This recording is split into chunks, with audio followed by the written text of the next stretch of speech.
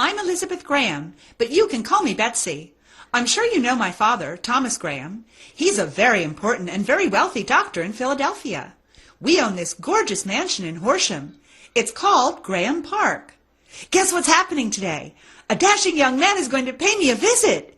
He's riding his horse all the way from Philadelphia, 18 miles away, just to see me. He's so handsome and so smart. I'm so in love with this man. His name is William Franklin. And William is the son of Benjamin Franklin, the most important man in Philadelphia. He's a scientist. Ben and William discovered that lightning and electricity were the same thing. They took a key, attached it to a kite, and flew it in a storm. When the lightning struck the kite, electricity came down the wet string and gave Ben a shock when he touched the key. Now they're famous all over the world for that experiment. Betsy, what's all the prattling about?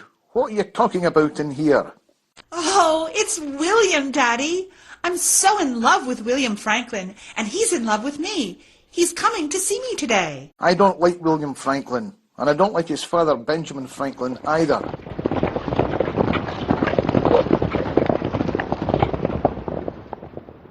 That must be William now. I'm going to my room. Have Alexander fetch me when he enters. I despise the Franklins. They believe in democracy, that the citizens of Pennsylvania should govern themselves, make their own rules and laws to live by. Imagine letting uneducated rabble run our colony. They'd be the ruin of it. That's what the Franklins' beloved democracy would bring Pennsylvania. Mr. William Franklin has just arrived all the way from Philadelphia to see Miss Betsy, his true love. His horse is in the stable. May I welcome him in? Welcome? He'll never be welcome in this house. Yes, show him in and fetch Betsy. I cannot have William Franklin visiting my daughter. He's going to influence my daughter. Right this way, no. Mr. Franklin. If the Franklins are successful you, with the Alexander. assembly, it's going to cause lots of trouble for Pennsylvania and for Thomas Penn.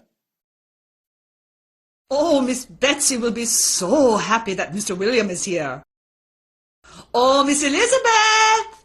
William Franklin is here from Philadelphia. I think Mr. William has something important to tell Miss Betsy. Hey, high five, Alexander. Mr. William, high five.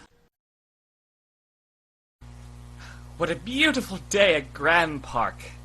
And my Betsy is just as beautiful. It's you! Why, Dr. Graeme, good afternoon to you. You startled me. I hope you're alone, and not with your wretched father, Ben Franklin, the troublemaker. My father, a troublemaker?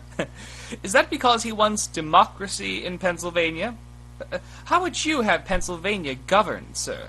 I would have Pennsylvania governed the way it has always been governed, ever since King Charles II of England gave it to William Penn in 1681, a proprietorship. You realize, sir, that proprietor is just another name for owner. Why should one man own Pennsylvania? We all live here and should get a say in what happens here. For one man to own Pennsylvania is wrong. It isn't wrong. It is. It isn't. It is. It isn't. Ah! It is not wrong to let Thomas Penn, the proprietor, decide what's good for Pennsylvanians. Does not the King of England decide what's good for Englishmen? Thomas Penn doesn't live in Pennsylvania. He lives in London, England, on the other side of the Atlantic, 3,000 miles away. I'm going to the garden. Betsy will be down on. I didn't ride 18 miles from Philadelphia to talk to Thomas Graeme. I came to ask my beloved Betsy an important question, and give her some news that she may not like. News? Oh, Betsy! Oh, William! My dear Betsy, I'm down on my knees because I must ask you a very important question. Betsy, will you marry me? Yes, yes, of course I will marry you. I love you, William. It must be immediately. My father and I are leaving for London to talk to Thomas Penn about letting Pennsylvanians govern themselves. Democracy? My father won't like that. Thomas Penn is the proprietor. He can do whatever he wants. Besides, he and my father are best friends. If you upset Thomas Penn, you'll upset Daddy, and then we can't get married. Don't worry, my dear. We'll conduct our business quietly. Thomas Graeme will never know what's going on in London. I do not like the sound of this. I do not like the sound of this at all. Marry him now, Miss Betsy. Marry him now. I won't marry you now, William. Let's wait until your return. This breaks my heart, Betsy.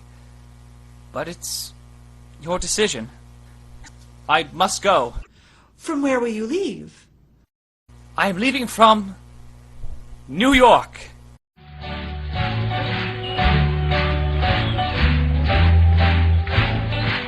Start spreading the news. I'm leaving today. I want to be a part of it. New York, New York. Goodbye, Betsy. Adieu and goodbye. Goodbye, all. Goodbye.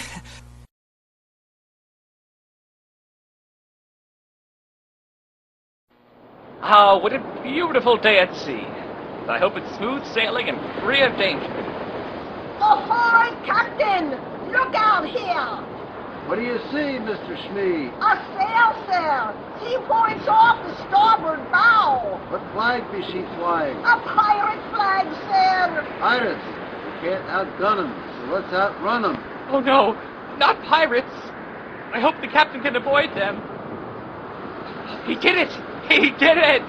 The captain outran the pirates. We're safe.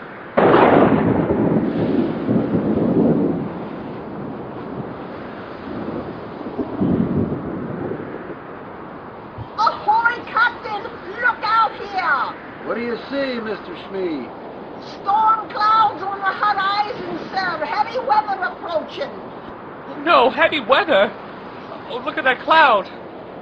Now it's raining. Land ho! Land ho! What do I see? Why, it's London. Now I can see the Tower of London. We're here.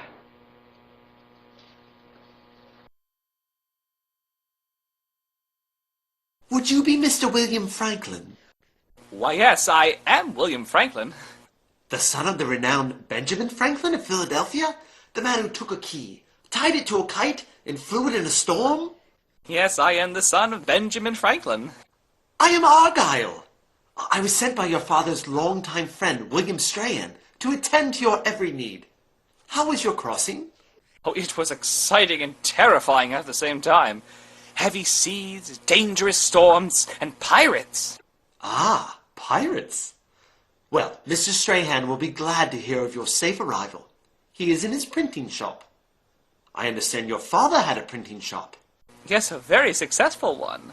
He printed Poor Richard's Almanac. It is known all over America. Poor Richard's Almanac is known on the continent as well. I'd like to show you your accommodations. They're in Mrs. Stevenson's house, And where does she live? on Craven Street. And where is that? Why, right behind you. And she has a young daughter, Polly. Argyle. My heart belongs to another. Polly is very pretty. But I'm engaged to Elizabeth Graeme. Oh, she's beautiful, bright, and well-educated, and wealthy. Ah, wealthy. I wrote several letters to my dear Betsy during the voyage. Would you be so kind as to put them in the post? Yes, give them to Mrs. Stevenson, and I will fetch them tonight. And I will see you tomorrow. Adieu. That means goodbye.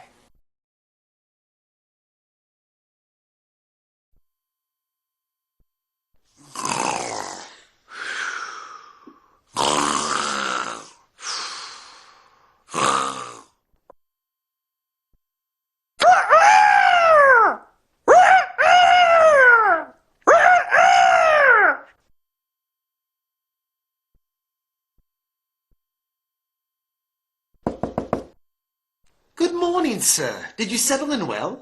Yes, Argyle, I did, and still I made time for the entertainment and public diversions of this great metropolis called London. I met some great gentlemen and some great ladies. Ah, great ladies. I posted your letters, sir. And there's more letters. More letters? Yes, more letters. More letters? He must truly be in love with Elizabeth Graeme. What are your plans for today, sir? Today, Father and I are traveling to visit Thomas Penn, the proprietor of Pennsylvania. For what purpose, sir? We are going to ask him to let Pennsylvanians govern themselves. We want democracy. Democracy? That's a bold step. I wish you luck, and now wish you adieu. That means goodbye. Aye. Did you see what's in the papers? News from London it is, all about the Franklins, those troublemakers. Their entire trip seems to be spent arguing with Thomas Penn, the proprietor of Pennsylvania. The Franklins are my enemies now more than ever before. I'll do anything to keep my Betsy from marrying William Franklin. She has plenty of suitors. Let her marry one of them.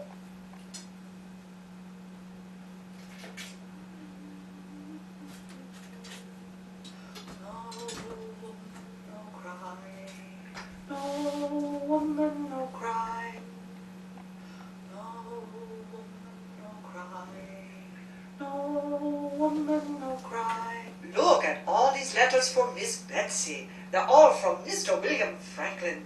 He must truly love Miss Betsy. She'll be so excited to see all these letters. I leave them right here on the table.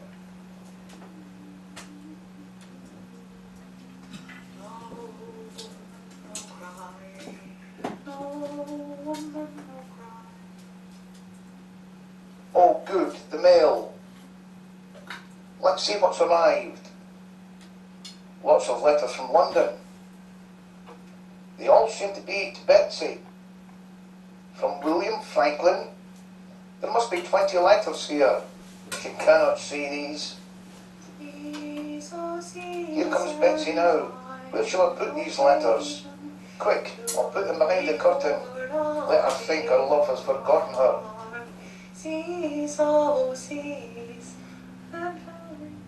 Good morning, Father. Good morning, my dear. Still no letters from my beloved William? He promised to write. Why hasn't he written? Does he love me no longer? The mail is usually right here on this table. Perhaps Alexander still has it. Or maybe it's behind this curtain. No, I see no letters here. I had better ask. Alexander! Alexander, did you get the mail today? Yes, Miss Elizabeth. I put it where I always put it, on the table in the parlor. Please check. I don't see it. What? Where did those letters go? Did they blow away? No, the windows are closed. Dr. Graeme won't take them. They were for Miss Betsy. I think somebody stole the mail.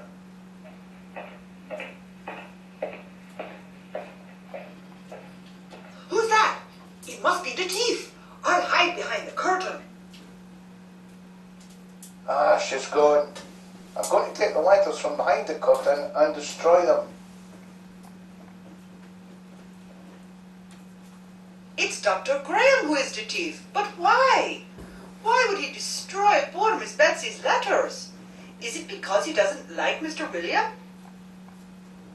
I've destroyed the letters. Here, you can have them. Ha ha, everything has turned out just as I wanted it. No democracy for Pennsylvania. And no more William Franklin. I have my beloved daughter all to myself.